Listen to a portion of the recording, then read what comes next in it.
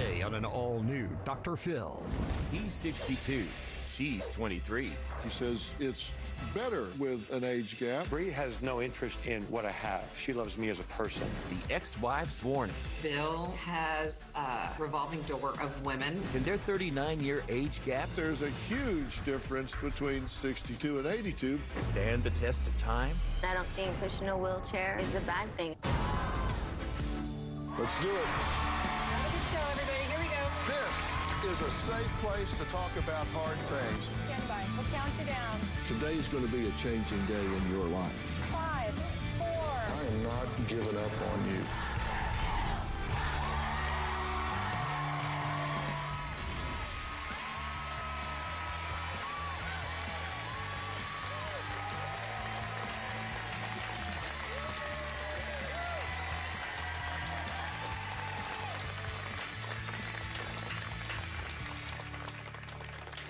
Well, as you probably know, Robin and I love spending time with our grandchildren, which includes reading them bedtime stories or a fairy tale or two.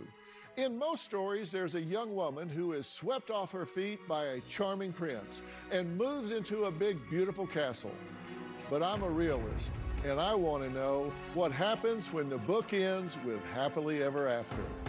Does the new princess fight with her mother-in-law for hogging the bathroom? Well, my guest today can weigh in. Here's Bree, 18 years old, working at a Mexican food restaurant. And here's where she's living. One day, a man walks into the restaurant and her life instantly changes. Who is the man? Well, let's find out. Hi, my name is Bill. I am a multimillionaire, and this is my house.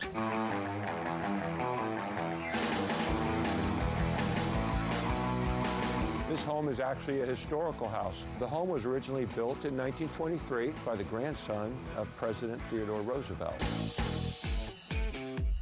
We have 8 bedrooms, 9 bathrooms. It's 4 stories if you count the basement. B Magazine awarded it the most beautiful house in Dallas, Texas. My neighbor happens to be Jerry Jones, the owner of the Dallas Cowboys. It's a great neighborhood. In the main house, I would say my favorite room is the master bedroom, because after a long day of hard work, and I've put in more hours than anybody, it's my main place of peace. I own a commercial real estate company. I am responsible for billions of dollars of real estate around the country. My guest house is a really cool place because I turned it into a music studio. I have all the instruments to have an amazing jam session.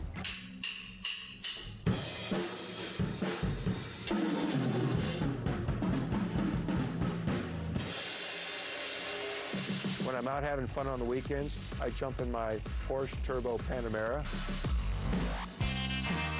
Here on my driveway, you'll normally see my Rolls Royce. I can't tell you how much fun and joy it's brought to me. I don't mind what other people think of me when they see me driving by in it. You gotta enjoy your money while you're alive. You can't take it with you.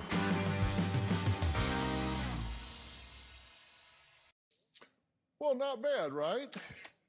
One thing I forgot to mention, they do have a 39-year age difference. You see, Bill is 62 and Bree is now 23. And they are one of the couples featured on Lifetime's hit television series, Marrying Millions.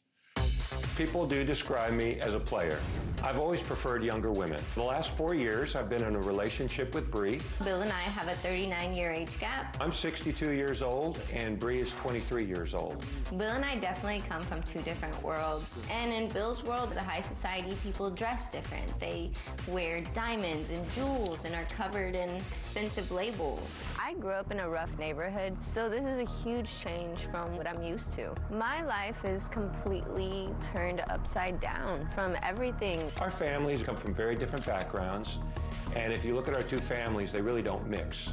It did take me a while to adjust to Bill's life, and mainly it was the criticism that I received from his friends and people in his life that I really wasn't expecting. I'm very close with my ex-wife, Kathleen. Kathleen thinks Bree is a very sweet young girl, but she thinks the age difference is laughable. She's very opposed to our relationship, and she thinks it's not going to last. Kathleen let me know that Bill was a cheater and had cheated on all the women prior to me. You have to know that. I just thought it really wasn't her place. Kathleen has been calling me a cheater for 30 years. It really upset me. That's someone that you're close to, and all they're spreading is negative things about you. I don't really know if that person has your best intentions. A few months ago, Bill described our relationship as just being satisfied with it. Satisfied. It hurt my feelings because I feel such an overwhelmingly amount of love for this man, and it kind of took me back to think that we weren't on the same page. I don't think monogamy is very natural. I do my best because I know society calls for monogamy, but I do have an issue with it. Okay, so I'm curious how you guys intersected and got into a relationship, because you do come from different worlds, you are different ages. So how did this come to be a thing?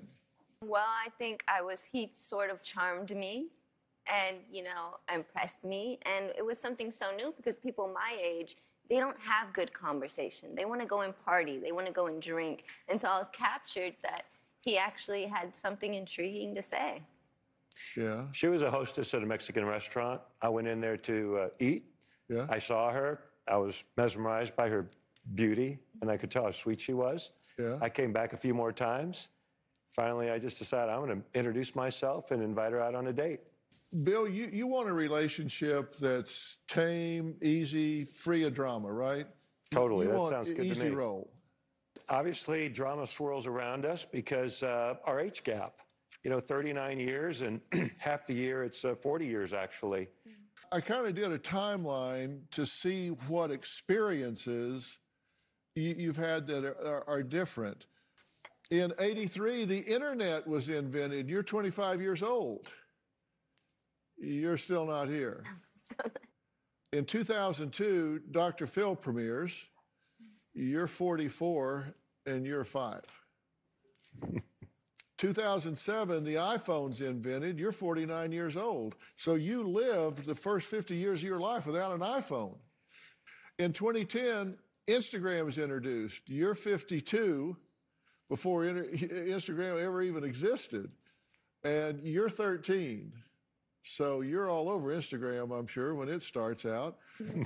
Then in 2020, the coronavirus hits, 62 and 23. Different history. Well, everything he lived through, I learned in school. So we still had a little... It's so funny how many people do ask us, what do you guys have in common? What do you guys talk about? And I always say we talk about the same thing that you guys talk about. Current events, what we're having for dinner, where we're going on our next vacation. We get along so well. When we're with each other, we don't see an age gap. If you look at this 4-year relationship, when you met, you were 57. And you were 18. Bill, you were divorced 2 times. You had been in 2 relationships. Bill, you have 5 kids. You're looking for marriage and kids. I am. Yeah. Bill, everybody describes you as a cheater. You say you're not much on monogamy. It's a good theory, but you just don't really believe it's natural. I don't call myself a cheater. It's tough to be married your whole life. And that's why I have 2 failed marriages behind me. And that's why getting married for a 3rd time is a tough endeavor, because I'd hate to fail a 3rd time.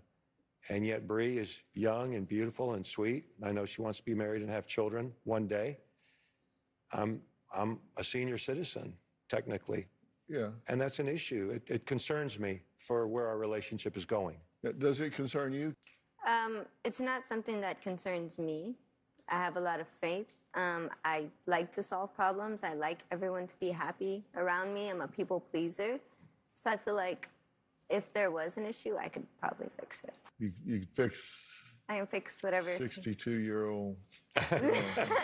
For some odd reason, Bill thought it would be a good idea for his ex-wife, Kathleen, and current girlfriend, Bree, to meet for lunch. What happened at that lunch? Well, we're going to find out next. Bill has a revolving door of women. He was unfaithful to me, and he's been unfaithful to every woman since. I just wonder what will happen in 10 years from now. I mean, he says she'll be too old. Bill is not a faithful person. He's a cheater. And you have to know that. I mean, he was on a date last week with somebody. He's given me reason to trust him. He has earned my trust because it was not given. I mean, this is a pattern of 10 people. What makes you think you're different? You're a young, almost a child? I mean, what makes you think that? Maybe you've seen a different side of him that I have seen. You're being very naive to think I'm not that. being naive. I'm being trustful. I'm telling you this as a helper. Protect yourself. We're back with 62-year-old Bill and his 23-year-old girlfriend, Bree, who are one of the couples featured on Lifetime's hit series Marrying Millions. And speaking of marriage, Bill says he's already tied the knot and gotten divorced not once but twice, and he's just really hesitant to take that next step with Bree. Now, I'd like to ask the woman who says she knows Bill the best, who Bill describes as sophisticated and important to him. And that woman is his ex-wife, Kathleen. When I stop and think about Bill and Bree's relationship, I think it's comical. People look at Bill and Bree together, they think that it's his granddaughter. Bill and I were married for 15 years, and we raised 3 wonderful children. I thought we had a great life together. We traveled the world. We did fabulous things with our children. One day, I found out that Bill had been unfaithful to me for 15 years. I was devastated. Because of this, Bill and I got a divorce. I didn't speak to him for 17 years. Now that Bill and I have reconciled, I feel like I can care for him at a distance, and I don't have to deal with all the drama. When Bill and Bree started dating, he wanted me to meet with Bree. What Bill wanted was me to teach Bree how to be me. I'm actually surprised that you were even willing to meet. But maybe you have a tip of what to do. She's sweet. I just don't think she really has a clue of what she's gotten herself into. I find she's very naive. I made it very clear to Bree that along with jets, cars, trips, and all the stuff that she enjoys doing comes Bill's wandering eye. Bill has a revolving door of women. He was unfaithful to me, and he's been unfaithful to every woman since. He's a cheater. When Bree heard that, she was really upset and ran to Bill and cried to him about how mean I was to her. All I was doing was telling her the truth. Trust me, if anybody knows Bill, I know Bill. You're probably each other's closest confidants. Bill and Bree seem to get along fine right now. I just wonder what'll happen in 10 years from now. I mean, he says she'll be too old. I just hope Bree is careful and that she gets a career, because I don't want her to get hurt and have to her what happened to me. You guys were married how long? 15 years. And he cheated on you. Yes, he denied it, but he did. But he did, okay. And so you divorced. And now, from the outside looking in, you're concerned for Bree. I think I'm concerned for her, which is kind of funny, more like a mother, because I know Bill, and not just the unfaithfulness, but more the age gap that they have with each other in surviving the years. It's real easy to just talk about, you know, a great day and what you're eating and what the next vacation is, but that changes whenever you have many years together. As we get closer to the end than the beginning, the aging process accelerates. Yes. This is a photo of Bill now at 62, and here is a computer age progression of what he may be at age 70. And what about 80? Oh. At that point, you'll just be turning 40. Mm-hmm. And here's what Bree is likely to look like at 32. And how about 41? Not much difference. There's not much deterioration between 23 and 33 and 33 and 43. But there's a huge difference between 62 and 82 because the aging process accelerates. Mm-hmm. Have you thought about that? I have thought about that. Uh-huh. And I don't think pushing a wheelchair or taking care of anyone is a bad thing. Are you ever concerned when you meet someone that they fall in love with the lifestyle? I have a lot of stuff. I get it.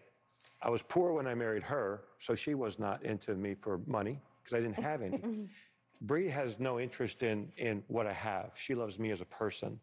She didn't see my house for a very long time. But you did roll up to the restaurant in a white Rolls Royce. I don't think I used the rolls, and she didn't come outside to see it. Yeah, I never saw his car. Yeah. They say love don't cost a thing, but it does when you're paying your girlfriend's mom's rent.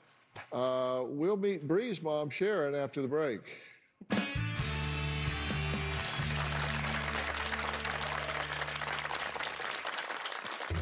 I think a lot of rich people are snotty and mean and stuck up. I don't think Bill's ever seen anybody like me, and I've already given him fair warning. If he makes my daughter cry, I'm coming for him. This is Bree's mom, Sharon. Isn't she beautiful? On the outside. Oh, no. Being rude doesn't get you anywhere. If you're ugly to my daughter, I'm going to give it back to you the same way you gave it to her. I didn't know she was going to say anything. That's not cool. My mom and Kathleen are from two different worlds. I would never say anything like that to anyone. Just don't think she has manners. And that kind of shows the differences in us. I feel sorry for her to have a mom like that. She is gross. Well, I've been talking to 23-year-old Bree and her 62-year-old boyfriend, Bill, and Bill's ex-wife, Kathleen, who, as Bree says, make up one big cluttered family.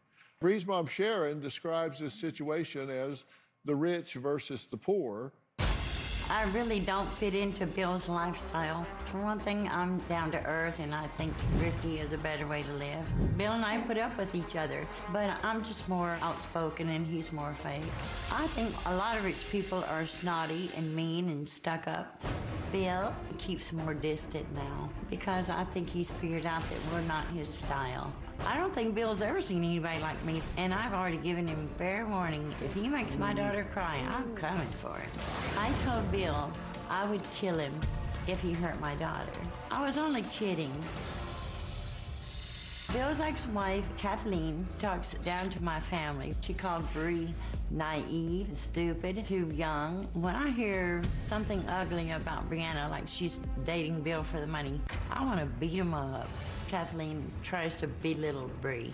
I don't like the way she talks to my daughter about Bill, like trying to stray her in another direction. I think Kathleen's jealous of Bree, and that's probably why she's around so much. She tells Bill, don't marry her.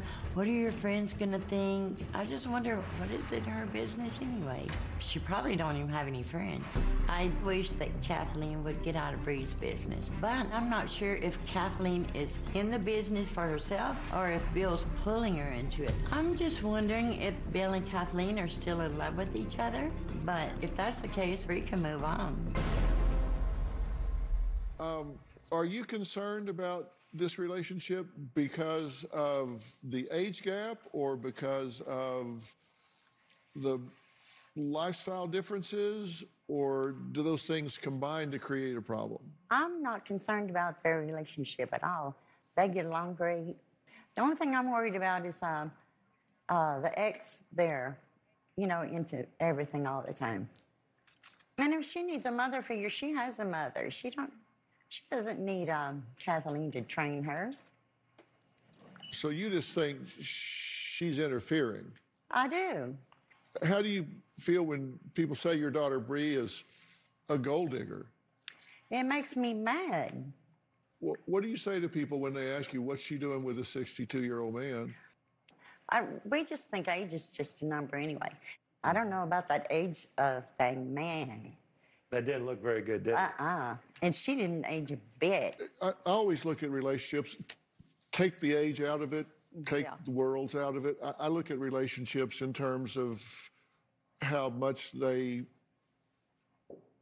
have invested if people have the same level investment in it. And I thought this was an interesting clip. Take a look at this. I would never want to hurt Bree, Sherry. And I'm satisfied. You're satisfied? Yeah. I am. Is that not a good word? It's a horrible word. You didn't say, I love Bree, I'm in love with Bree. You said, I'm satisfied with Bree. Robin and I have been together almost 50 years, And if she ever asked me to describe my position in our relationship, I know. and I said, well, I'm satisfied. I don't think I would sleep very well that night. No. You'd sleep alone. Because I think I'd probably be in the garage. Alone. In the back seat of the car so I could hear her coming. How would you respond to that? Oh, I would be very, very upset, be unhappy and upset, and be very surprised because it would be the first time you ever said anything like that about me and our relationship. Yeah. See, I thought the opposite. I thought when you're satisfied, you're content. And if you're content... Well, he might be satisfied with the service we received in the restaurant. Why did that offend you? I just thought he would use something a little more endearing, maybe closer to his heart, a little more sentimental. You looked at me horrified, and I couldn't come up with another word. Yeah, you're telling me, Robin, that was a horrible thing to say. There's only one person you can describe with the most beautiful language, and it's her. So when you have that chance, you just knock it out. I guess I need some coaching in that regard, because I am satisfied with Bree. Ooh, you just used it again. You just said it again. To me, that's a... I'm sad. I'm sad. Don't you say it again. Okay, we know you're a slow learner. Onlookers to Bill and Bree's 39-year age gap are convinced they could never have anything in common, let alone a healthy long-term relationship. Are they right? We'll find out.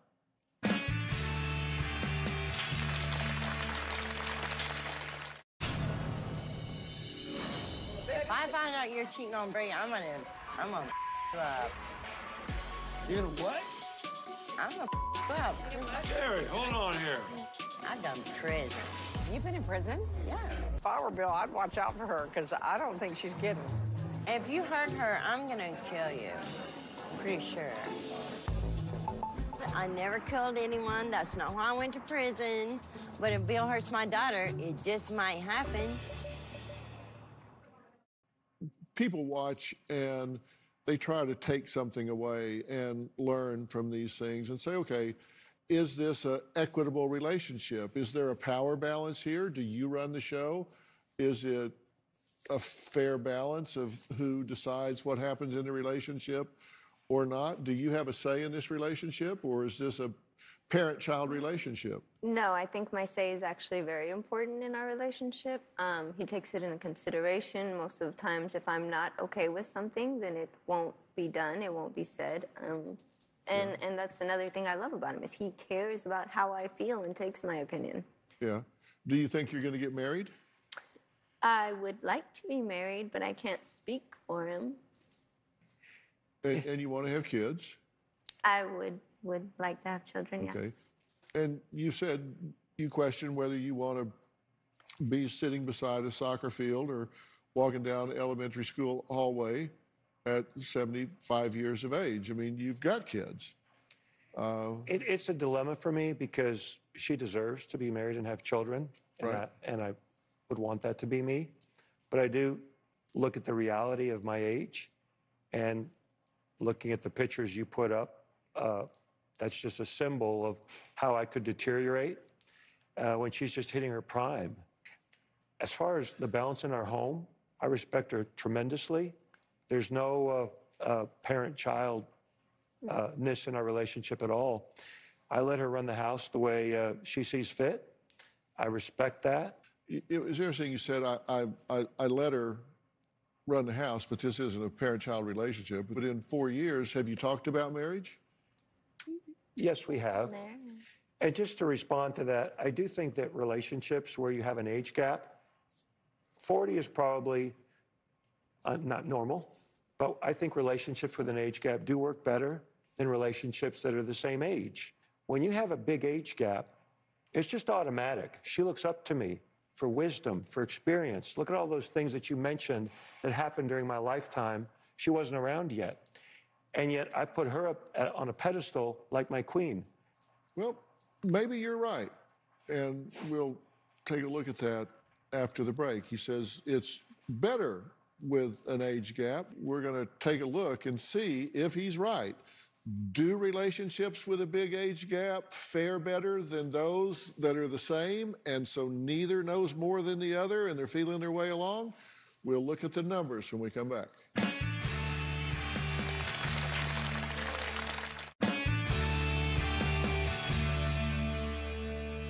I asked you guys to take a relationship health profile test, which asked you a lot of questions about how well you knew each other after 4 years, and you did pretty well.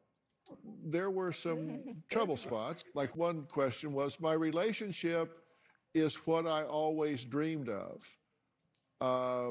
Bill, you said true. And Bree, you said false. Oh, it's not what you've always dreamed of. And maybe I didn't mean that in a negative way. I just meant I never dreamed I would be in a relationship with a wealthy man. I never dreamed that I'd be in a relationship with someone so much older than me. It wasn't what I imagined, yeah. So that wasn't your dream relationship. I love our relationship. Our relationship is a dream, but it's not what I dreamed of. That makes sense to me. Yeah, me too. I accept that answer. We often do fun things together. Bree said true, Bill said false.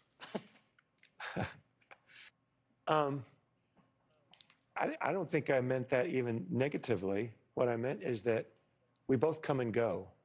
Her friends are not necessarily my friends. I'm nice to them. But because there is such a big age gap, I'm not hanging out with her group of friends. And she respects that. She doesn't expect me to. And so she's having fun with her friends. You're satisfied. I'm very satisfied with this. Yeah. I'll come up with a better word, too. Maybe you can help me with that, Dr. Phil. There's been a fair amount of research on relationships with age gaps. Emory University has done an interesting study on this with thousands of couples.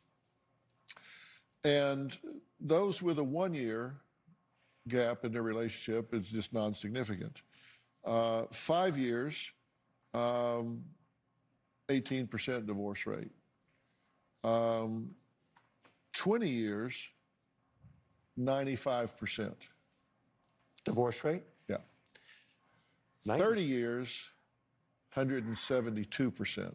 I thought the total pie would be 100%. Yeah, one would think. And their calculation has to do with aggregate, I'm sure. So 40 years is off the charts. Yeah, well, we're not even. It just seems to be high risk. It's not what happens in life that creates problems. It's violations of expectations that create problems. So if you go into it with your eyes open, you're very clear about what's going to take place.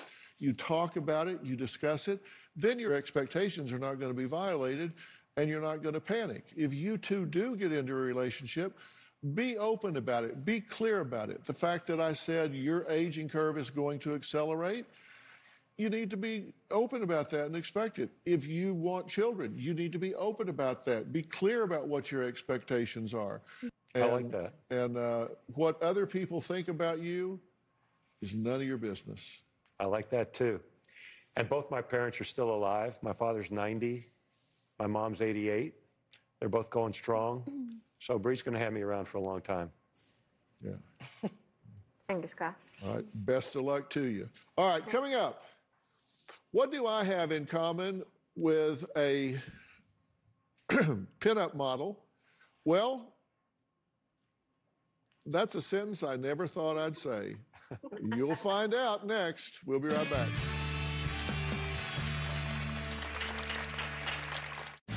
Hey everyone, season 19 is underway. If you never made it to Hollywood to be a part of the studio audience, well, now it doesn't matter. If you're in Oklahoma, Georgia, Texas, New Jersey, or anywhere else in the world, now you can be a part of our virtual audience. All you need is a computer and an internet connection. Go to drphil.com and click on Be Part of the Audience for more information. That's right. Hope to see you soon.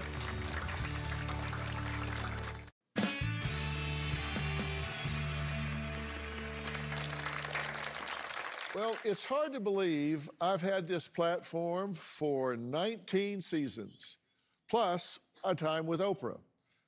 I really do have the best fans in the world. I swear I do. Take a look.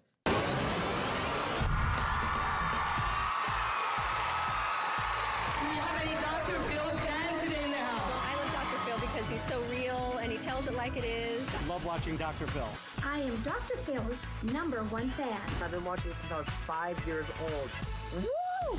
I was just on the Dr. Phil show. And, like, you know what I did? I showed him my socks.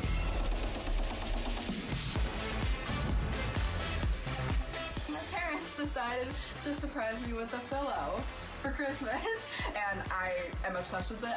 Oh, wow. Oh, my God. We watch your show every single day, and we love you. I just like your no BS attitude, how you can get people to make changes rapidly. Dr. Phil, I'm one of your biggest fans. I've been watching you since you've been on Oprah. That's over 18 years ago. I absolutely love the work that you do, and I cannot wait to come and see you live. Mwah. Well, my viewers have been telling me to create a safe place where they can make new friends and talk about what's going on in their lives, and I have listened. Now, in order to develop a stronger sense of community, I'm excited to announce we are launching a Dr. Phil Superfan Facebook page called Dr. Phil Fanatics, where superfans can connect online. Now, we hope to make this page a place for superfans to gain access to Dr. Phil news first, chat about shows, and get surprise messages from me, because I promise I'm going to pop in and interact with you guys as well. Now, the page goes live today, so make sure to check that out to stay connected. Now, this brings me to Carol, who says she has been coming to our tapings for the past 19 years. Carol has been coming to sit in the audience here and see my show since season 1. She calls herself a superfan. Oh my God. Now, our producers invited her to see the show today and finally meet me face to face. There's just one challenge. She says she has terrible stage fright. Did you seriously think you weren't going to come up on stage? Oh my God. Come on. So, do I look better or worse up close? Oh, better. Better? Yeah, I'm just always good. Good answer. And we're going to get real close here and look at that Oh camera, and my there's going to be a great God. picture right there. Oh my God. Well, Carol is here today with some friends in the audience. Catherine, who has also been coming to see me for 19 years, and their friend Gabby, also a loyal viewer. So, hi guys, how are you? Hi. The last time Carol was here, she needed my help to walk on stage. So the question today is, can she do it on her own? So let's see. Carol, come on up. All right. Have a seat. How are you doing? I'm doing fine. It's good to see you again. Nice to see you too. Thank you. So you got your 3,000th show I T-shirt do. on. How about that? My mug. And on this table next to you, this is all your stuff. My stuff. This is everything that you've collected, and well, probably not everything, but it's stuff that you've collected. That's books and Robin's books and mugs and different things. My gosh, you've really become a collector. I have. We love what you do for people, your personality. Oh, I got my bow ring. Yeah, your bow ring from Robin, I was right? at your birthday show. Okay. I believe in what you do, and you don't take any crap from people. You know, No. I mean, you know, like nobody wrote stupid. Yeah. I mean, I love the way you handle people. Well, I'm glad to hear that. And no, I take it seriously. I take it seriously every single time. And I can honestly say, and Robin can attest to this, I don't think I've ever done a show where I mailed it in. I'm back there for hours and hours preparing for these shows. Today, we taped a show, and I sat here and I thought, wow, this is why it's not scripted, because everything he says is who he is. He's so brilliant. And It's just a good example of why the show is not scripted. It's him. Yeah. Exactly. Yeah. You never know what they're going to say, so you can't script what you're going to say. So, and you guys have come to shows. I love you and your wife, and my husband's a pastor. We just love you guys. You're very sweet. All right, next, we're going to talk to some super fans who have taken my image to the next level. I'll explain what I mean when we come back.